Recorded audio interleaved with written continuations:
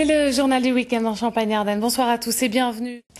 Une journée entière où 100 km de course, ça ne lui fait pas peur. Le Marnais Bruno Obi disputera très prochainement les championnats du monde des 24 heures en Italie. Bruno Obi, qui est ce soir notre invité, bonsoir. Bonsoir. Courir un jour entier, ça paraît complètement dément à une personne comme moi. Quelle mouche vous a piqué?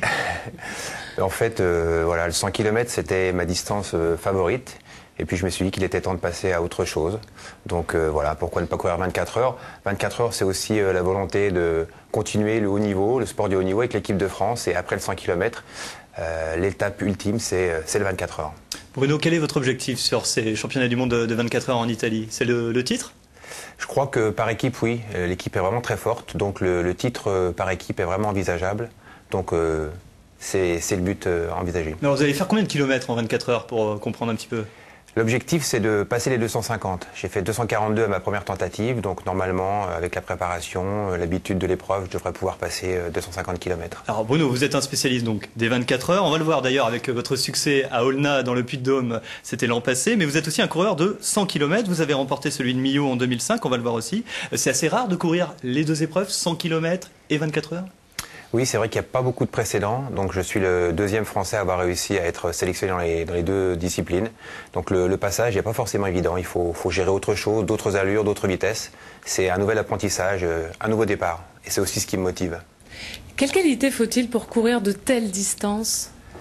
La patience avant tout, beaucoup de patience. Et puis au bout d'un certain temps, bien sûr, la motivation, le mental. On fait appel à toutes les qualités qui sont nécessaires pour courir et aller toujours plus loin.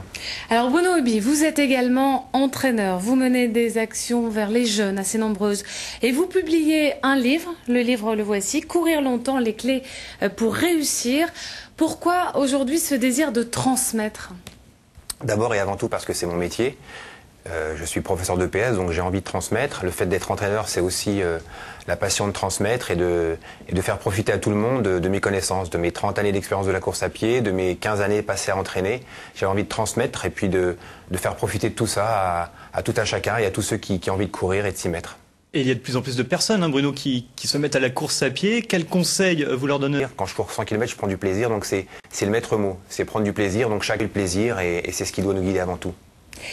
Quand on a 40 ans, qu'on est coureur, qu'on a 30 années de course derrière soi, est-ce qu'on a encore des projets, plein de projets dans la tête pour l'avenir, ou est-ce qu'on commence à devenir un peu raisonnable?